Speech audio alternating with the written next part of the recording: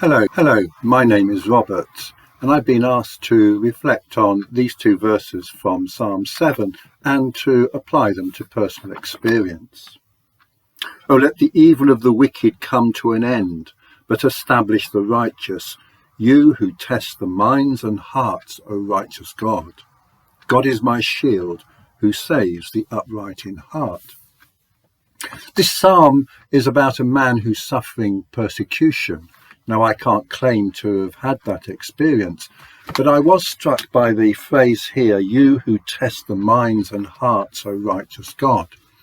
And that got me thinking about an event from my youth when I was also a very young Christian and at a church in inner London. I was one of just 3 people who had a car in this church, and I used to use it to take people to and from various meetings, and especially obviously at night, getting people home in what was quite a dangerous area. Anyway, on one Sunday morning, I come out of church and I suddenly find the car's no longer where I parked it. It'd been stolen. The question then is, how do I react to that situation?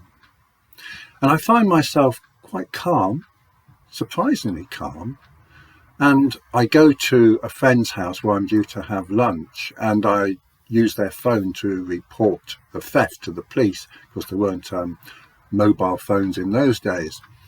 And my friend's saying to me, the police aren't going to do anything, you're not going to get it back. And why are you so calm? And I said to them, well, because I've just left the matter with God. It's his problem, not mine. Anyway, literally 10 minutes after I've made this phone call to the police, I get a phone call back at my friend's house from them saying, are you the person who reported the stolen car? And I said, yes. He says, well, we think we've found it. Would you like to come down to the station? So I go down to the station, and yes, lo and behold, there is my car. And then I discover what had actually happened. And this clearly had happened probably whilst I was still in church worshipping.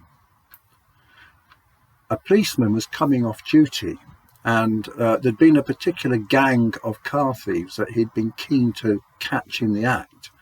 And he was coming off duty and he thought, I'll just go and check at the place where I think they sort of do up the cars after they've stolen them, just on the off chance.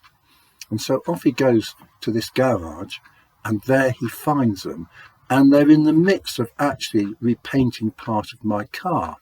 I had this old Morris Traveller, and it was white apart from one wing, which was actually a green fiberglass one that had been put on because of rust, etc. And they'd started to paint it. It was now half white and half green. So they were caught. The police also found stolen goods in the back of this vehicle. I was a little cheeky. I did say to the policeman, couldn't you, waited, to nab them until they'd finished doing the painting? But there we go.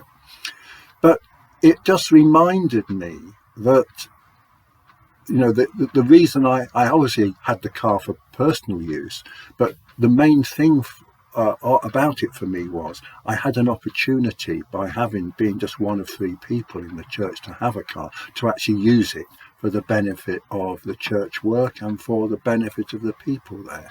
And so it became really a question of, how do you react when things go wrong? And for me, on that particular occasion, God was very gracious.